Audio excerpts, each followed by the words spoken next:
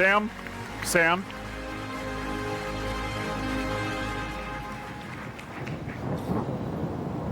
Set a The route broken planet would be to the ruin station, Sam. Pyro 5. See, now that There we Oh, go. there we go. apparently that's not Ruin Station, but it is the design of yeah. Ruin Station. Hit it. Like, I'm pretty sure I have a picture of that. Literally, the 3 fins on the bottom, the 3 fins on the top, the piece pointing out from the circle here. You can see that all right here. 3 fins, piece pointing out. Like, they literally just took the concept art and put it in there. And we're like, Space Station!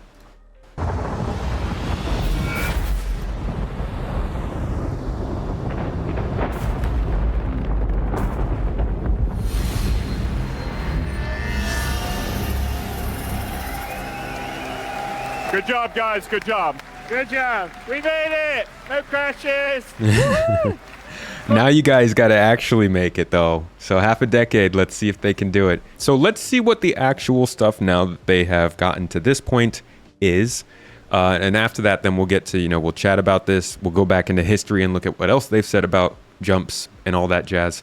Here we go. One point connects 2 points, disparate spaces in the physical space. So basically you go through an opening on one side, you travel through a sort of a tunnel, and then you pop out somewhere else in space. I like hearing him. Not gonna lie, I like the narrative team getting on in front of us, because ultimately they get to know a lot of the stuff really early. A lot of the developers you'll talk to will tell you that, like, they don't know a lot of the stuff going on in the other parts of the game, but everybody who does something in the game has to pass it past the narrative team, right? So I feel like getting to hear them talk, yes, can be a little bit of pie in the sky stuff depending on when it is and what they're talking about, but they've got a pretty good grasp on where things are headed from what it seems so far. Jump points are naturally occurring. The first discovery of a jump point was actually by accident.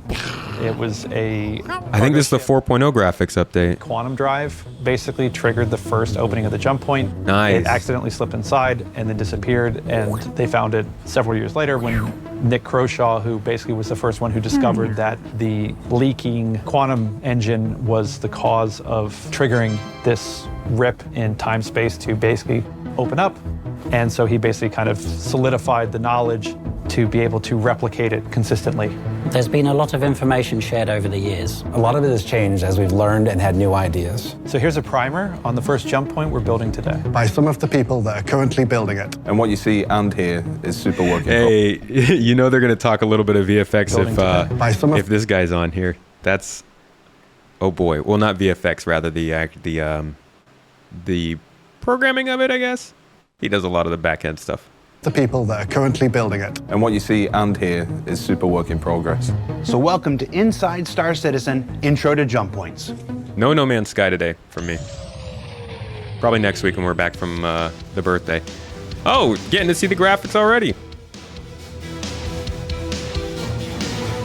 I didn't actually realize this was the jump.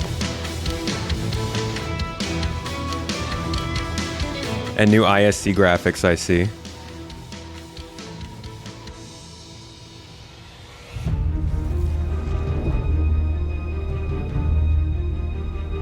So a jump point is basically the means at which a player is able to transition from one solar system to another. There are 2 different jump point experiences, permanent and transient. The permanent jump points are the ones that are the most stable, and they are always available for the player to travel through. It's the well-trafficked, well-traveled route that most people will go through. Which you find on the star map, the ones that you would like, say, transition from Stanton to Pyro, Pyro to Stanton. Since they're stable and generally larger and easier to travel, there are infrastructure built up around them to support the commerce that goes through them on a regular basis. So we made a creative decision to remove the circular gates that we were doing in some of the concept art before. It just didn't match the reality of how we wanted to set these up in the world. They're supposed to be naturally occurring. And if you have like this infrastructure around it making this circular jump gate, then that's not showing like how it actually functions in the world. Now that one gets people, huh?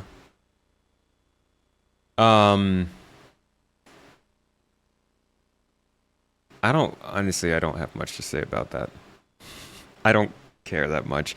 I was a big fan of the stuff that they did with the jump gates in some of their concept art. Like, this is cool. And it gives a real sense of like a massive installation. Like it did. I think the biggest thing that you get from these jump gates is the scale. There's no reason for a jump gate to be here in atmosphere, but this is a sick picture. I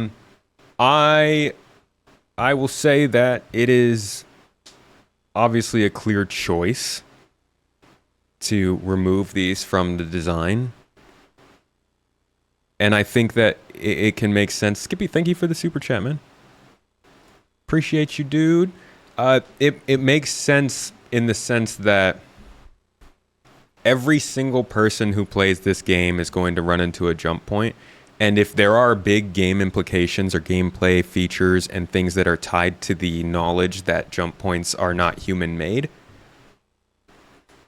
then that's something that they probably don't want to have to explain. You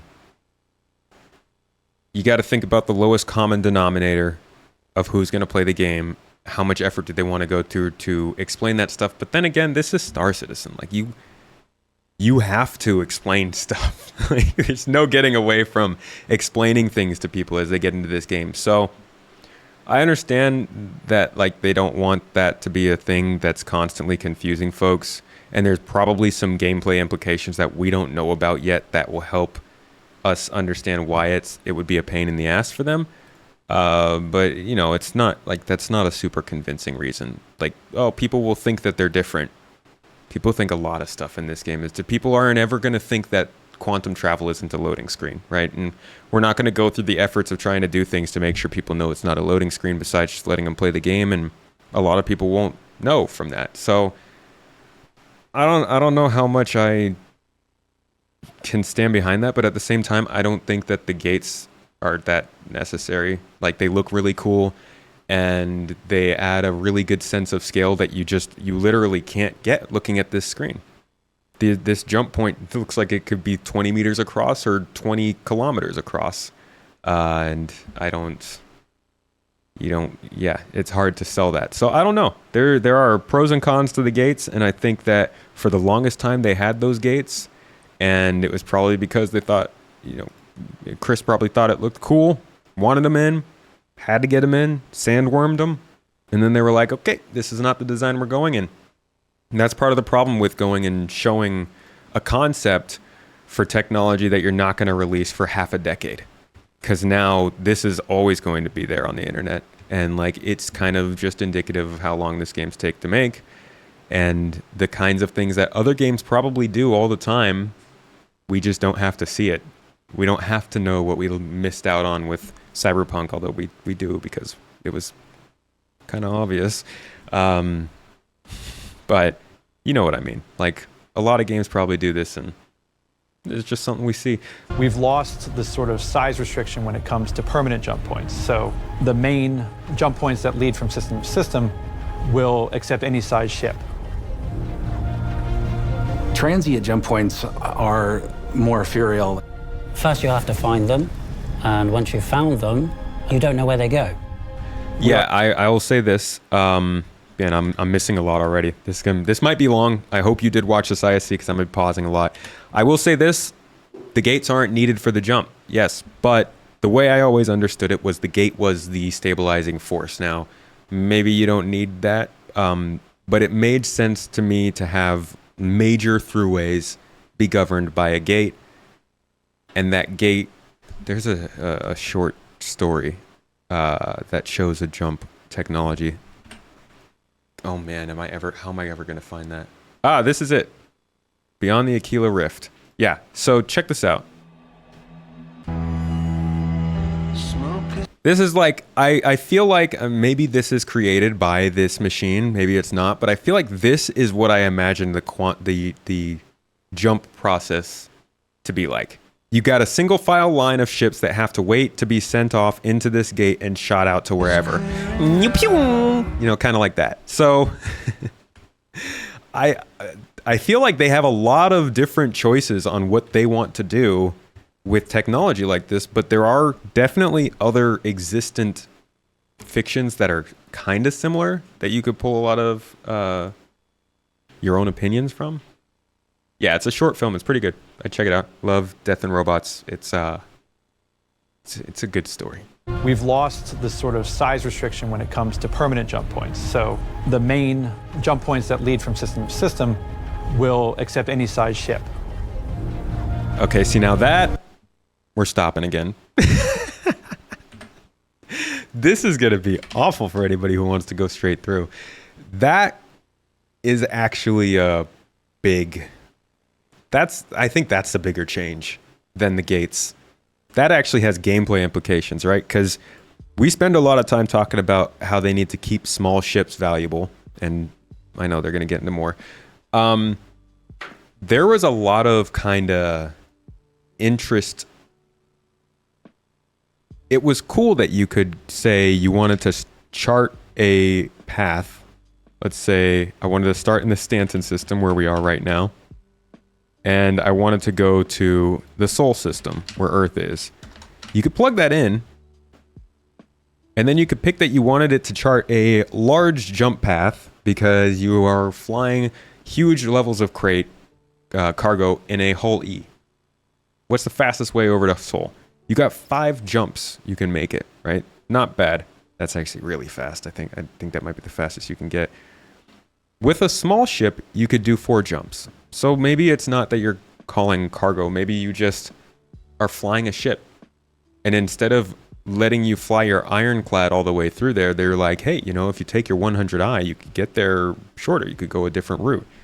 And I always thought that was a really cool strategy to the game in terms of how far away you were from another star system. This wouldn't really matter for a long time until we have more star systems, but I thought it was a cool piece of the lore that limited the way you had to strategize how you flew across human space. Now, again, there's probably some different gameplay implications for why they would remove that here, but different sized permanent jump points I thought that was kind of cool. Anyways, continue. We're going to stop again in like 10 seconds. So Transient jump points are more ethereal. First, you have to find them, and once you've found them, you don't know where they go. We like to call in the narrative team the Swiss cheese approach to jump points, which are smaller access points to the main tunnel. Those will still be restricted by small, medium, and large. So basically, it opens up opportunities for smaller ships to kind of sneak their way through. Okay. There is a lot in there. Gosh, there's just a lot in that one little bit of talking there. Let's break that down. Transient jump points are more ethereal. First, you have to find them, and once you've found them, you don't know where they go. Okay, so there we go. I was wrong. I always said that we wouldn't find jump points very much. They have found a solid way. And for the record, they've actually planned this for a while. I just didn't realize this is what they were saying. They always talked about this Swiss cheese approach, about the idea that you would be able to find different routes into that jump gate. I didn't think they'd be separate jump points. I just thought they'd be areas around the main jump point that allowed you to slip in. But this is emphasizing the idea that they will be all around the star system, and you can literally explore and find a jump point. So when we get back to these conversations of exploration, what can you find? I'm still about points of interest and Mrs. T, I think we're picking up your TV a little bit. I'm always about the resources and the points of interest, but clearly they want jump points to be something that you can explore and find too, which is very nice. Then we move on further. We like to call in the narrative team the Swiss cheese approach to jump points, which are smaller access points to the main tunnel. Those will still be restricted by small, medium, and large. So, okay, there's the next thing. Yes, transient jump points are restricted in the size of ship that you can enter. That's pretty cool. The whole smuggling gameplay, reasons to want to get around that security checkpoint before a jump gate obviously makes a lot of sense for people who are under the law. Honestly, when it comes to scouting, when it comes to org gameplay, when it comes to large-scale things, being able to not have to go through that one choke point to get to another system is huge. If you've got an attack that you need to carry out in a different star system, or something that you have to do, a cargo convoy, anything that you know somebody might be expecting you on the other side of the jump point for, much easier to surprise them if you can get in through a method that can't be monitored, right? Because anybody can just go sit by a jump point and watch who's going through it. But good to note, they specifically mention here that these only open into the main tunnel. So I was just talking about how this system is going away, right? There's not going to be small, medium, and large jump points to different systems, and I believe that still stands. I don't think that this means we're going to be able to find new jump points to new systems. I just think it's different jump points to the same system you would have been going from anyways. And when they say you don't know where it goes, I think you'll still know which system it goes into. It'd be really weird if you went into a jump point and didn't know if it went to Pyro or Terra. But maybe they'll explain a little bit more of that in a little bit. We'll see. Basically, it opens up opportunities for smaller ships to kind of sneak their way through. A transient jump point may only be able to be used once. It may be a little bit more permanent, but you can never tell how long does it last once you find it. If people are looking to avoid scrutiny, we'll look for these sort of side routes to get into the jump point to bypass, security or customs or stuff like that. Yeah, so it's just a side route in. It's not a completely different jump point to a new system. Who knows, though, if that means, maybe they could still have... Yeah, I don't know. I don't know if that means that you won't have temporary jump points to other systems, because that's something that people were excited for. The idea that the jump points could lead to could open and close going from one system to another or something. We really don't know, I guess. A transient jump point may only be able to be used once. It may be a little bit more permanent, but you can never tell how long does it last once you find it. If people are looking to avoid scrutiny, we'll look for these sort of side routes to get into the jump point to bypass, security or customs or stuff like that. Not gonna lie, I think it's gonna be insane if they make it go to a system you're not expecting. I don't think they'll do that. In 4.0, our first and only jump point will be the one linking Stanton to Pyro Maybe and Pyro though. to Stanton. Maybe they will. The best way to share this design is simply to walk you through the whole thing. So we leave Lorville, we put it onto our star map, and we set our course for the Stanton to Pyro jump point. QT there. And then upon arrival, you will fly down to the gateway station that's located there, because you're going to want to make sure that you're stocked up for your trip into Pyro, because Pyro may well not have the things that you're used to in Stanton. Unless you got that reputation. You want to pick up some ammo and you want to pick up some more fuel, probably some more fuses, and then after that, undock, and then turn yourself to view the jump point. The jump points will be visible from far distance. It probably will appear as a video editor, I am very as somebody who rips up these videos constantly and uses them in my own videos, I'm very aware that they now have a permanent watermark on their video, which was not a thing before. They used to just rely on the YouTube placement, but now they've got one baked into the video. like a small star kind of a thing that just pulses and asks you to come near me. You'll see the massive whirlwind from the gravity pool that the jump point itself is creating, which is a gas cloud, and you'll see it in various different colors or forms. You can fly towards where the jump point will be, and there is structures in Stanton that sort of lead you towards the jump point. When you approach the jump point, what you'll hear is the general ambience of the whole area, whether that's space the noises, portal emitting energy, or violent clashes of thunder that is drawing the player into the central jump zone.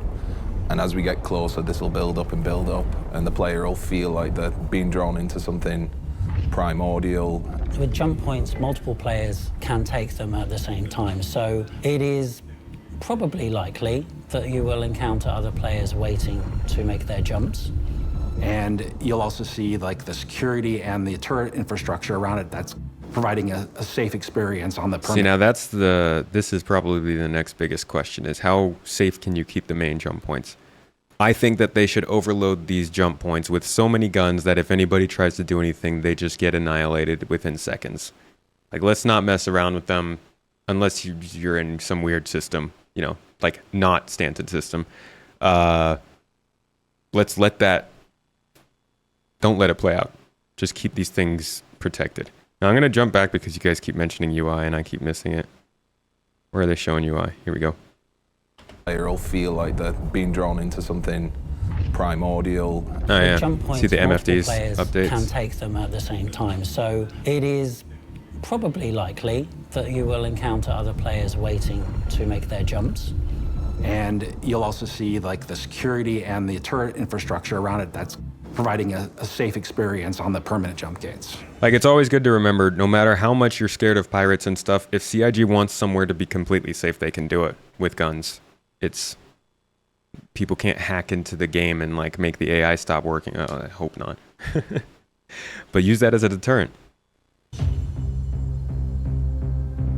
In order to perform your jump, the first thing you need to do is get closer to the jump point. Assign distance fields. But you won't be able to go all the way up to it. Like when it's not active yet, it has a field around it that will push you away until you've attuned to the anomaly that allows you to go through. You have to call ATC. The anomaly needs ATC to be able to allow you to enter. When you're using a jump point, you're actually just an individual. So the ATC calls that you have to make are for you. Yeah, that looks a lot like the quantum travel stuff that they've done. This is very similar to what I've seen of the reworks to new quantum travel, so I think you're probably using similar animations. Just an individual. So the ATC calls that you have to make are for you, and then the groups that you go in are designated by the ATC. If you contact ATC at the same time, you can be put into the queue together, but there's no guarantee that you'll be in the same jump group. If you want to jump with your friends, you need to make sure that you That sounds super placeholder. arrive together, and when you call ATC... There has to be a way to guarantee you could go through the jump point, at least in a similar time frame. Like one right after the other, but yeah, it sounds like placeholder. You will be able to see how much space is in the group. So if you have friends and you want to jump together, you'll be able to know exactly how much room there is in that group. And if it's not enough for you and you want to go with your friends later, then you can forfeit and you go again. In the future, I definitely want to have some more quality of life features where you can get into queue at the ATC as a party. But currently our ATC does not support queuing as a party, so you'll just be doing it as an individual. God, ATC. Once you are within range of it, you need to be changing over to nav mode. Your UI will automatically change. Hey, hold the fucking phone. They stuck with the raid. Oh, wait a second. Get out of here. Do I have that HUD on here? The freaking Drake HUD. Is that not the same radar? It's not quite the same. It's very close. This was their previs for the Drake HUD, and this is from like 2019. And I loved what they did with the radar here. You can only barely see it here, but it's like a little, kind of got that retro look to it. And I feel like they kind of hit it here. Cool. Awesome. So this is so we're just really seeing MFD stuff here. Did they show the HUD at all there? To be changing over to nav mode. No, this is fully in one version. I like it. The MFDs are looking good. UI will automatically change to the jump drive UI. Which yeah, will I like allow that you to know the power triangle is just a couple of bars on this one. Nice touch. It's good stuff, man. Ridiculous that, all the different ships are getting different HUDs, but cool. It will automatically change to the jump drive UI. which will allow you to know if you're aligned, if you're tuned, if you can go in, if it's blocked. You have a visual input of the UI, the HUD, is moving, is turning until inputs believe- of the UI, the HUD is active. I want to say Guillaume is one of the people from the Turbulent team that I covered recently, I think. Blocked. You have a visual input of the UI, the HUD is moving, is turning. Some engineering until you have a message tips here. notification that tells you, all right, you're aligned. If you look away, of course, that will trigger the cancellation of that alignment. If you move away from your position, you'll lose probably your position in the queue. Okay, so they're just doing away with the triangle overall. It's not a Drake thing. The triangle is gone. This is much more in line with the engineering system that they've been showing us at CitizenCon.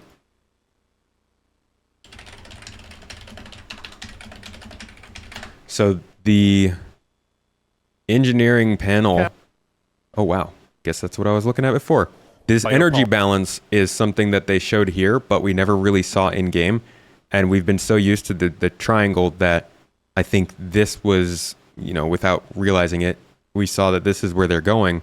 Because it makes more sense. This is a better, more efficient way to balance power. And honestly, the power triangle is a little bit weird with the new MFDs they've been showing us. So this is really all about balancing your power between your weapons, shields, systems, thrusters, the different things that would need work. And, even in a single seat fighter, this is going to be an option. But again, don't freak out about engineering. I don't think it's going to ruin your single seat fighter. You'll have red markers that tells you, or you're on the wrong side, you have to move to that direction. You'll have also kind of like a landing strip where you have the lights that tells you you have to go in through this area. So you'll have those rings that pulse and tell you you're correctly aligned. So as soon as the ATC has gotten to your group and you're now able to use the jump gate, your jump drive will start attuning to the gate.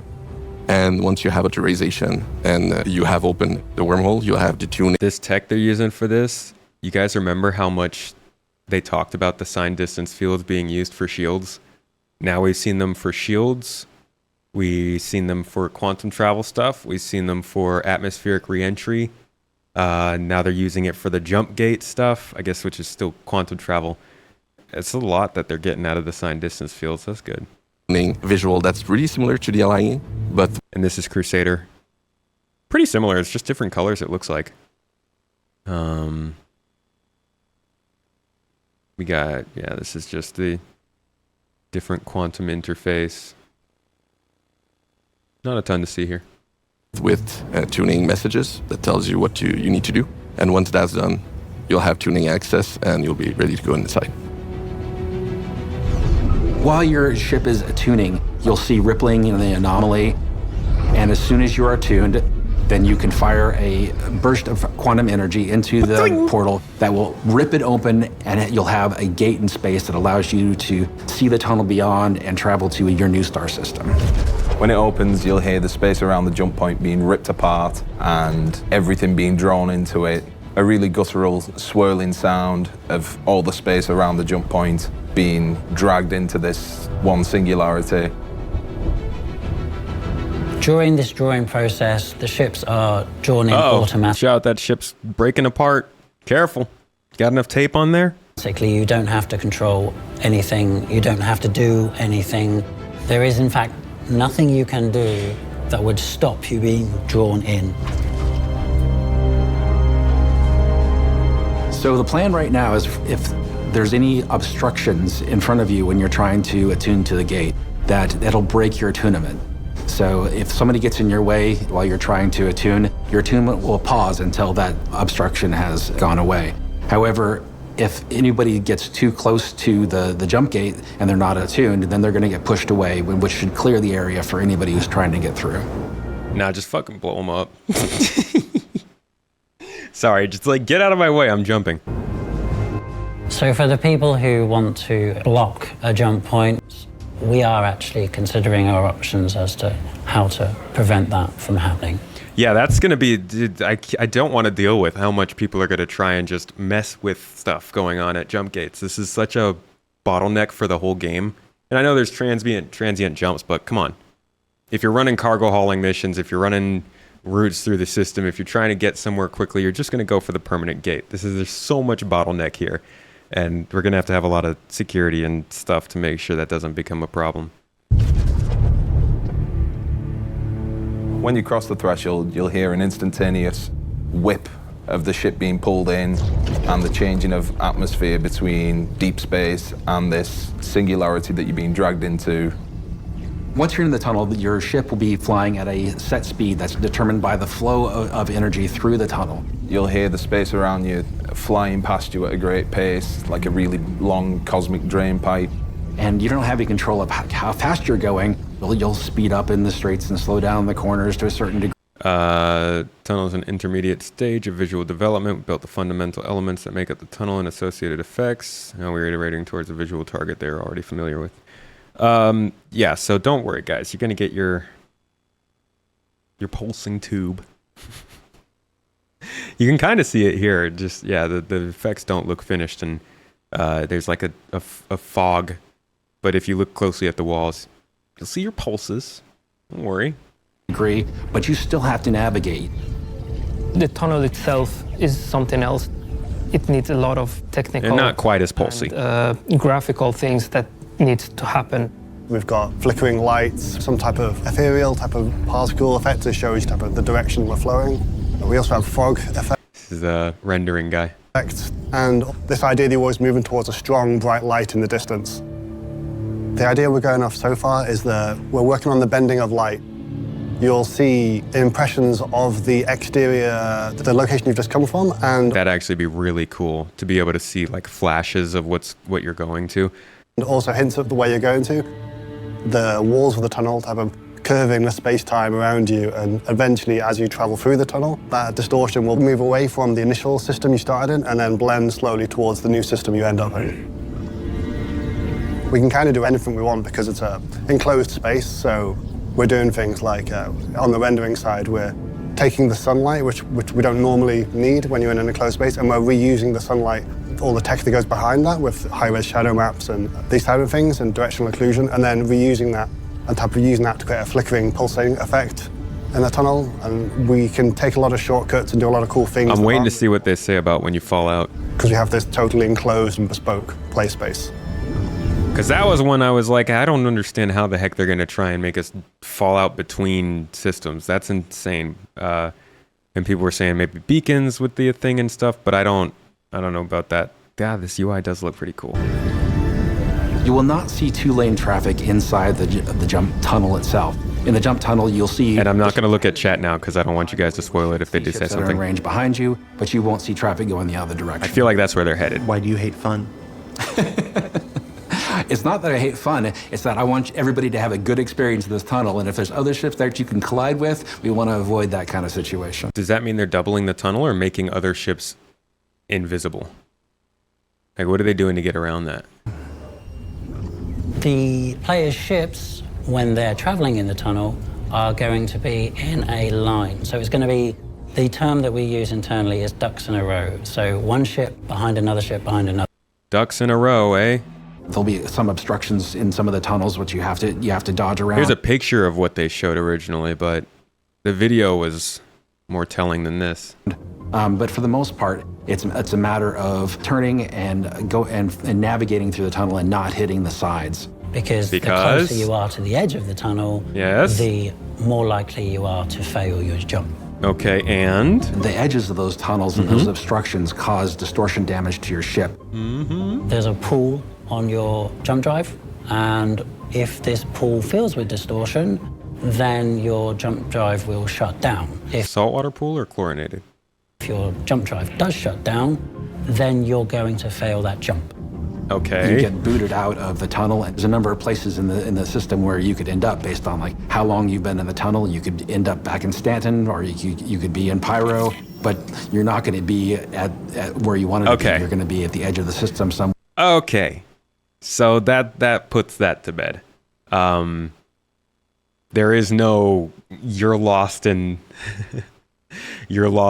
some billions of light years away from a star system, because that I don't know how the freaking heck they were going to be able to do that. I think this is like the first view of the full Pyro star map we've gotten. So it just drops you back in the system you came from or the system you're going to. I wonder if you could kind of time it to get out of the jump gate, the jump path faster and get into the star system you're going to faster. It'd be interesting. Where you're going to have to find your way back. Currently, the jumps that we are toying with are about 3 minutes, but this is still open to iteration based on how many ships we want to have in that tunnel, how close they are, and the trip needs to be long enough in order to cover the transition from your origin system to your destination system. Well, that's interesting terminology. The trip has to be long enough to cover your transition. I'm going to have to ask somebody about that. Because we know server meshing is instantaneous. Why do we need to cover that transition? Origin system to your destination system. When you are arriving via a jump point, you will realize that you aren't actually coming through the same entryway that you would have been passing through to go to the next system. Players will not be able to necessarily camp that point. It looks like they kept the same kind of design around the jump point as what they used to have. So like, yeah, they changed the jump gates themselves, but the Pyro jump point looks so freaking cool from how they used to create it. I mean, yeah, it's not. Of course, it's a loading screen. This whole freaking game's a loading screen. That's the whole point of the object container streaming and the server meshing. What I'm wondering is what makes this different from transitioning between two servers on the same star system. And you could say, yeah, they need to load a bunch of stuff in from the new star system, but they're not, because that's what object container streaming is, right? You're not going to have to load the planet on the other side of the system if you're just jumping into this local space. This is freaking awesome. Hold on. Let's go back to CitizenCon 2022. Yeah, that's right. We're getting distracted again. Love it. Love it or leave it. Oh, no, 21. This was the first time they showed us the actual jump gate and Pyro, the area around it.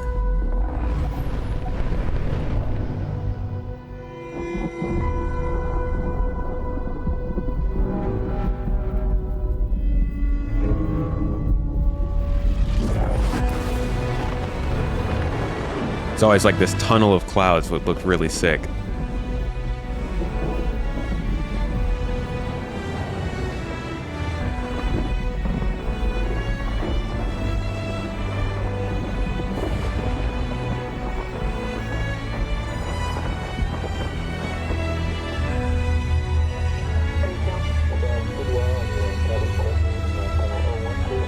Much more foreboding than the other side of the jump.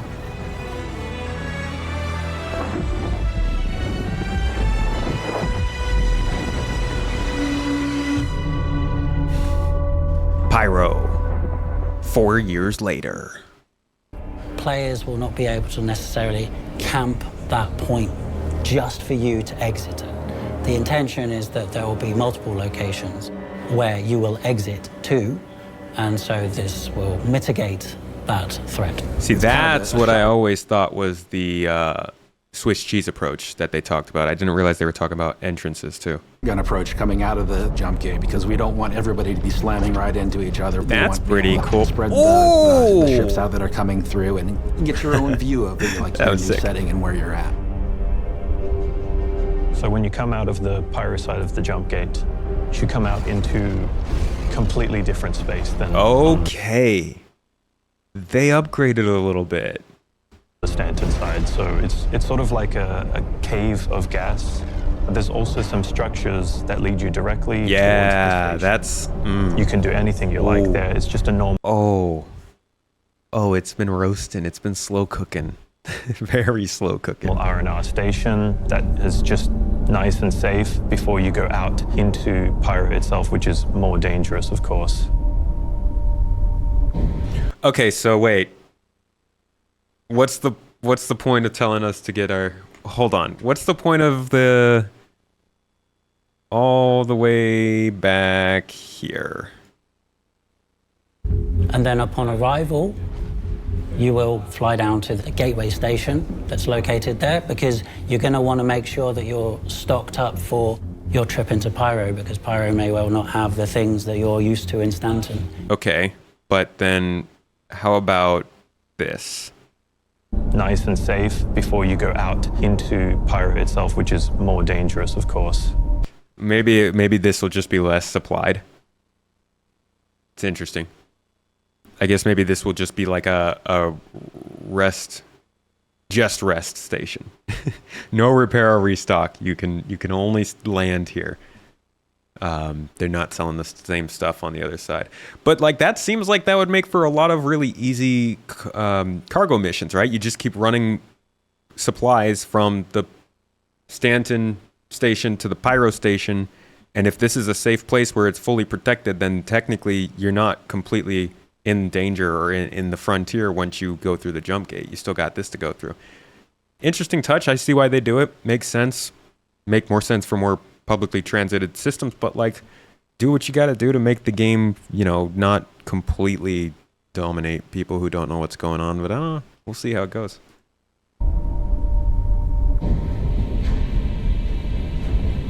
We've already shown on the tech preview that you can enter a jump gate and come out the other side, and we've got the ability to transfer servers. We've got that working even better than we ever thought we could at the beginning. We want to make the experience of going through the tunnel as seamless as possible. We don't want it to be super hard, but we want it to be engaging. We're going to save the challenging experience, the super hard acrobatics for the transient gates when we get to them. We're dialing in the numbers about how many people jump at the same time, distance between ships, precisely the speed at which ships move down the tunnel, things like that. There's a lot of variables involved in balancing it, and there will be far more testing in the tech preview channel for jump points, so you can look forward to helping us figure out there. Yeah, it's really exciting to be to this point where we're able to deliver this new system of transferring yourself from one star system to another, being able to visit an entirely new star system, and having that experience of going from Stanton. Yo, this is insane that this is the second star system and it looks like this. It's not to say that they're going to keep improving star system visuals as we go, but the amount of creativity they'll be able to flex when we have different kinds of systems besides just these two is nuts. From the planet team to the VFX and gas clouds team, oh god. For people who like pretty games, this game's great. For people who want gameplay, you're gonna have to wait a little bit. No, there's some gameplay in this, but no, seriously, this game visuals is nuts. And to Pyro, it's going to be exciting. Thanks for watching, and I'm super overjoyed that they made their own game engine for this. I love the way. Just a normal part of our gaming life. There you go. Which is fun, because jumping is fun. Yeah. Freaking love jumping. I do it everywhere I go in this game. So what did we learn this week? Well, hopefully a whole heck of a lot about the first jump point that's currently in development and scheduled to make its way into Star Citizen Alpha 4.0 in just the next few months. Yeah, I didn't say before the end of this year. We're still targeting something a bit sooner than that.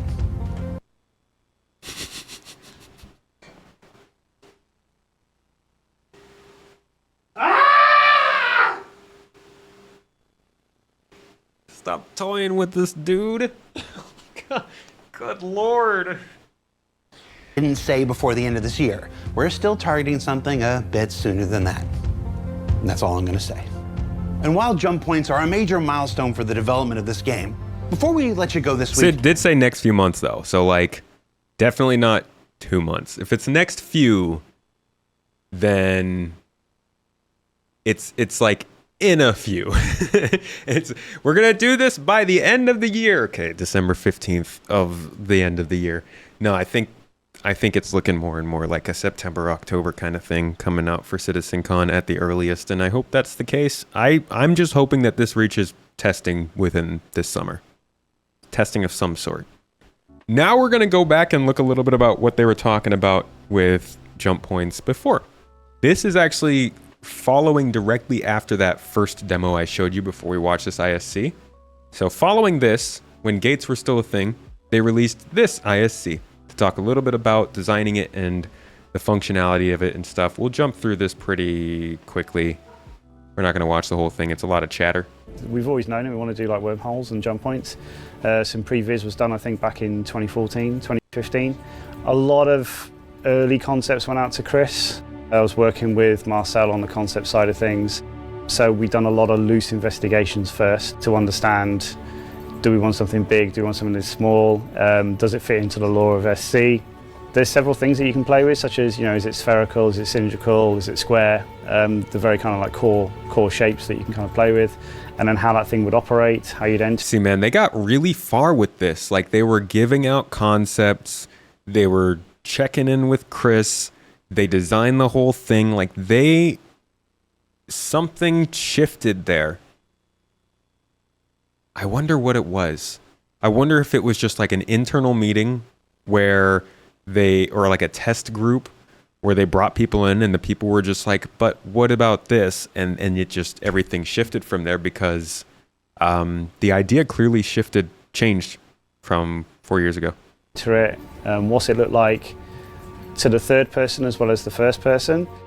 So just to get those ideas out there, and then several iterations for weeks, right? And then we kind of like settled on what you kind of saw in the demo. So kind of like it's a really good opportunity for me to now show you some of the content live in the editor, maybe run through some of the processes that we went through to build this content, and just speak a little bit about our processes. This is the Stanton location, but it isn't just confined to one area as well. Like, the cool thing is that, I don't know if you noticed from the demo, but we arrived at the edge of a nebula. This is all contained in the same scene, so I can zoom out of this location now. And you can see, again, this is fully volumetric, so the approach for this is using the gas cloud tech that's been developed. I mean, it's been developed specifically for the coil, but the more that we've developed with it, the more that we've realised that we can actually start to build entire space scenes with this. And for the persistent universe... That's mainly talking about the clouds, but we're interested in the jump point and jump gate itself. It's a separate scene. Actually, in the game, it's part of an object container, so we stream this in. We've had like a new entity built. I don't know a great deal about the entity. So that's something that they've been talking about with the current jumps as well, and the jump points, is that it is its own space. It's in between the servers that make up the star systems themselves, I believe. The awesome part of this is, as you're traversing through the wormhole, we're actually going into a completely new system. We're not faking anything here. We're actually traveling to a new system, and even myself working on this every single day, that still blows my mind. The scale of these is massive. Like, look at how big. I don't have here. Check this out, just to give you an idea of how big these jump points were before in the concepts. Look at how small this bangle looks. Like, this bangle's huge. For perspective, one of the thrusters in this bangle, one of this here, you can fit an Idris in there. So, comparing an Idris to other ships that we would be flying in this game, like, there's obviously no problem with actual size here. They could just scale them up as large as they wanted to. I think there's something else besides, narrative laid it out. They want people to understand it a certain way, but I don't know, man. I'm still kind of completely taken aback by the technology that we're able to kind of bring with this game. We had Ben Parry, who's one of the graphics engineers in the UK, come in and build us a brand new shader. There's already a shader that the VFX team has used that's mostly for doing kind of like where you would use a particle effect, but you don't want to have one. And that's called VFX transparent. Freaking huge. So that's a lot of tweakable, slidery kind of things for them to mess around with. So what we actually did was combine that with a more traditional shader that could do lighting and opaque geometry and that kind of thing. And then threw all that in front of Jake, and he picked out which bits he was actually going to use. So then we just deleted out all the bits that we didn't want to use and then started specializing different parts of it to get the kind of details that he wanted out of it. You just kind of fly through it and you can see some of the kind of variations that we have to the tunnels. And this is all real time in the engine as well. Like we're kind of, again, we're not faking anything here. This is all kind of constructed, and you can see there's lots of kind of cool variations. We built this for the demo. We never actually go down these routes, but conversations that we had with design very early on with Tobias in design, we were saying okay, well, we have the capability with the technology that we have to build secondary routes. Do you want them in? And he was like, yeah, cool, put them in. We might not go down them, but we've got them and we can explore them if we need to. I hope they talk more about that. That sounded like a pretty cool thing to me. And maybe that's where the transient jump points come in, is like you go into these transient ones, they're unmapped, you have to pick certain paths in, and like if you pick the wrong path, you might not make it through, because that's a cool idea. So it's good to know that in the future that we'll hopefully have kind of branching paths and the opportunity to go to different locations here. So you can see from here, like the deformation of the surface has, we had vertex deformation in the engine before, but the vertex deformation that we had, the vertex deformation, by the way, is driving the kind of, I suppose, the animation on the surface of this thing. The vertex deformation we had in previous shader work was very uniform, and we couldn't get any variation or displacement to the way that kind of animates on the surface. So something that Ben put into the shader with it for us was the ability to put variation in that deformation so we could get this kind of like otherworldly feel to it. And I think that's something that really helped when it came online. And then we had Caleb, who's the principal VFX artist, come online and build a lot of the local particles that we see in the tunnel as well. And I actually think that really helped give directionality to the tunnel when we felt like we were losing it because of the speed being slowed down. Caleb came in and built these particles that you see here, and I felt that brought a lot of that back, hopefully, just in time for the demo. There is something that kind of tripped us up as well, though, because quite late on, we had some feedback during, I think, a very late playtest. We received quite a lot of feedback on the first iteration of this thing because we wanted it to feel incredibly fast, which meant I made it incredibly fast. But then you couldn't do 2 straight turns. You couldn't do a 90-degree turn because the character would 100% crash because it liked the speed I had. But we got feedback constantly that it was like, no, I want more turns. Yeah, what if jump points just looked like this? More up and downs. We got a good reference with Space Mountain, and we looked at a lot of YouTube videos on like that, and roller coasters in general, especially with this, like how you build up to this, like when you go up before you get a free fall. So then Jake and we just talked and made changes to his spline, because obviously that modular set was kind of working then, so we could go to Houdini, which he worked in, move the spline around quickly, export it, which was a little bit of work, but then we could get it into game and we could test it again. So what you can see here on the screen is the tunnel route entirely. So it's from start to finish. The way this began is that Tobias in design would go away and he would construct the tunnel out of what we call designer solids, so simple primitives in the engine, and then we would come in afterwards and use Houdini to generate that into a mesh. My first point I put in my head that I always kept there was like, it needs to be modular built so it could use our modular tech that we're already building and we're using for like the rest stops.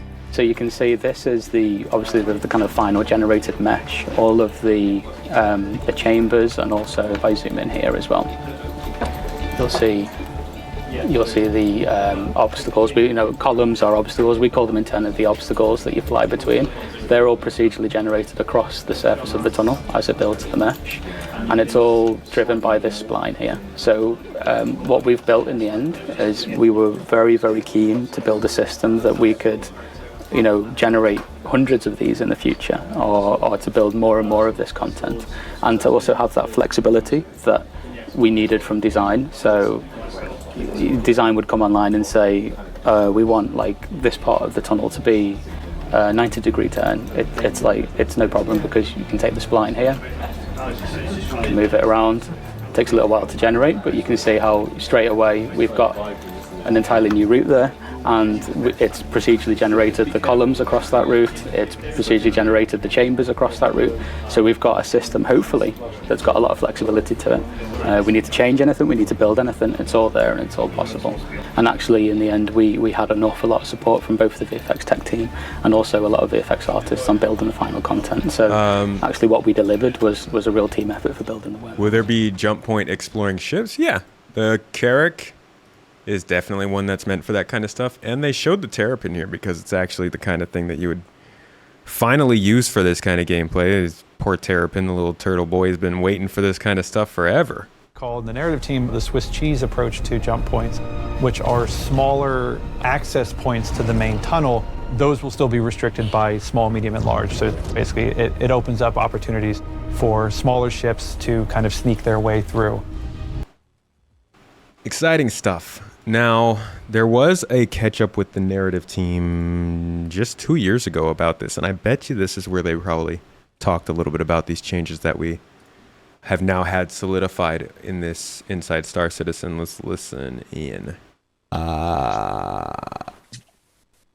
talking about jump points. Adam, you brought up the Nexus. If jump points connect various systems in a large web, how is it possible for anyone to invade anyone? What stops the UEE from creating an impenetrable choke point at the jump point exit of a valuable system? So we talked about this at a CitizenCon, forget exactly the year, but internally we kind of call it the Swiss cheese method. But there it is. It's the Swiss. The cheese has been around for years. The idea is that there is these main, very stable jump points are usually initially what's found to connect systems, and those are what get the infrastructure. But its space is not only inner space is not only connected at that one point, it's soft all over that area over a long distance. And so there are other more unstable jump connections that can be found. So of different Seriously, the narrative team knows what's up. This is 2 years ago. They were laying out what's in the ISC yesterday. Sizes and various qualities, so that it's kind of something that players will be able to do, and it's something that potentially NPCs will be able to do is find new paths between systems that are not at that main stable jump point, that highway, like there's back roads basically.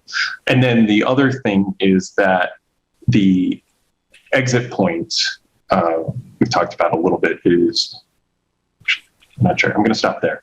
But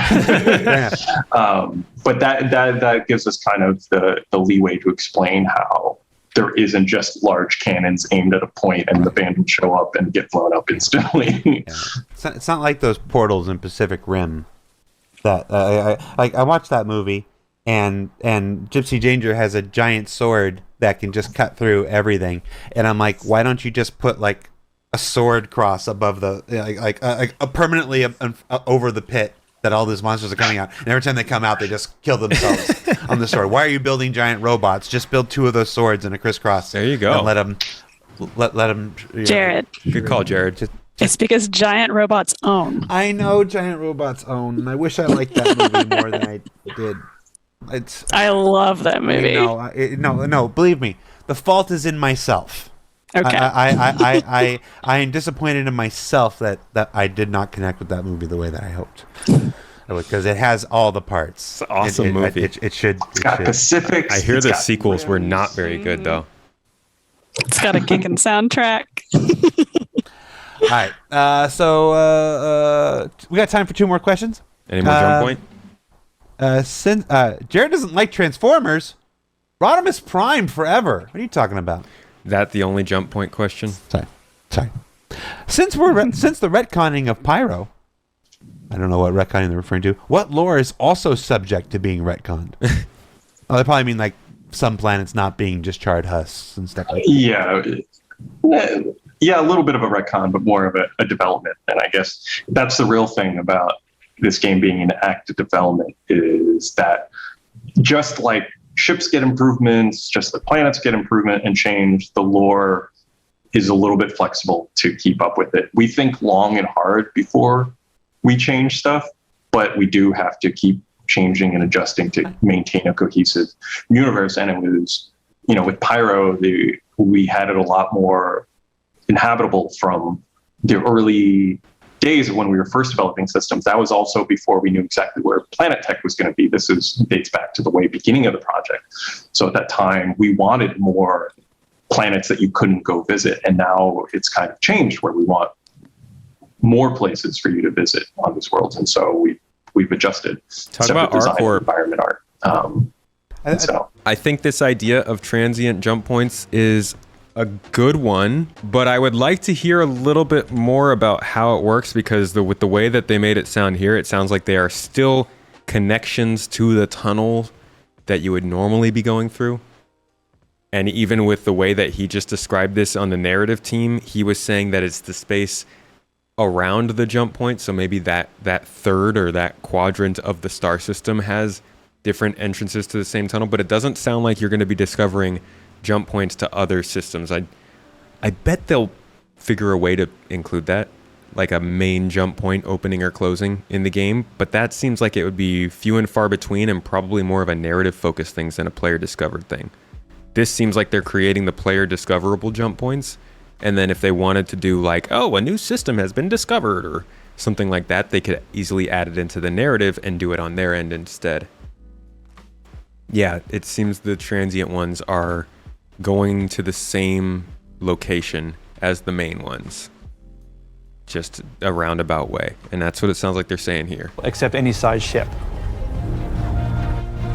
Transient jump points are more ethereal.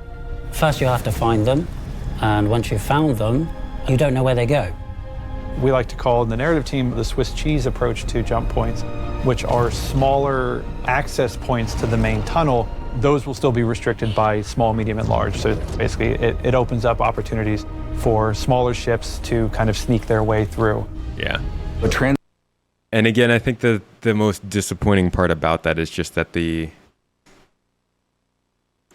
it kind of takes away from the power of having a small ship in your inventory. Yeah, they can still work for the transient points, but main jump points, you'll never have to worry about needing to keep a small ship around to get to a certain system, which is good and bad. Like, I like it, and I'm also like, shucks.